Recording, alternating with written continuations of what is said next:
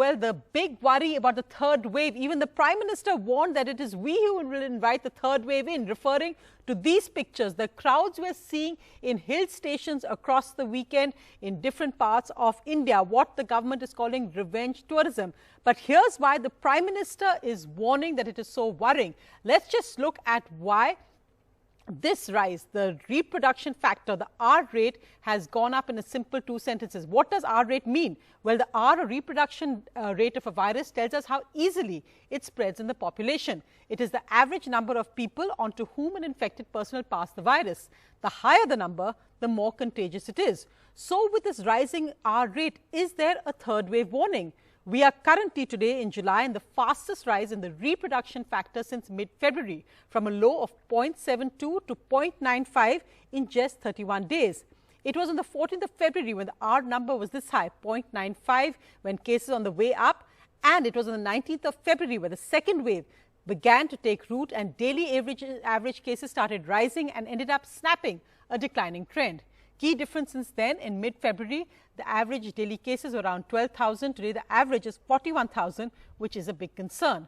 The only silver lining is that average daily cases continue to decline since the second wave peak. So we need to watch out. This declining trend snaps and cases rise. That's the bottom line and the big worry. But other good news is that positive cases in the last 24 hours are just over 31,443. That's down by 15.3%. But the government, the Prime Minister and health officials are all warning that the third wave is coming, and it's only our own behavior that can control it.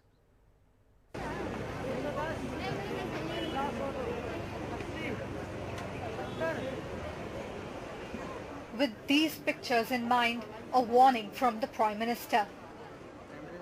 Hill station में, markets में, बिना mask पहने, बिना protocol का अमल किए बिना भारी भीड़ का उमड़ना, मैं समझता हूं एक चिंता का विषय है, ये ठीक नहीं है। ये बात लोगों को समझाना जरूरी है कि तीसरी लहर अपने आप नहीं आएगी। हेडलाइन में आप लोगों के सामने प्रस्तुत करना चाहूंगा, जिसमें ये कोट किया गया कि हम 2 साल से घर में थे, तो वो हमारे लिए जेल के समान थी। जब हम थर्ड वेव की बात करते हैं तो हम थर्ड वेव को मौसम के समाचार की तरह से, हम उसकी गंभीरता और उससे संबंधित अपनी रेस्पॉन्सिबिलिटी को शायद जिस थाई पर समझने की जरूरत है, वहां पर कुछ चूक हो रही है। In fact, the Prime Minister met the Chief Ministers of the northeastern states, which have most of India's districts with a 10% plus positivity rate. Parts of northeast India are still under COVID curfew with some relaxations.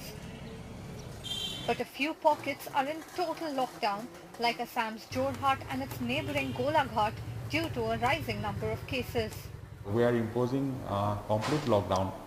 That means we are closing down the grocery shops, the vegetable vendors' shops also. The Prime Minister will also virtually interact with Chief Ministers of Tamil Nadu, Andhra Pradesh, Karnataka, Kerala, Odisha and Maharashtra on 16th July at 11 a.m. to discuss the COVID situation in these states. These 6 states, along with Assam, contribute to 85% of the daily average cases.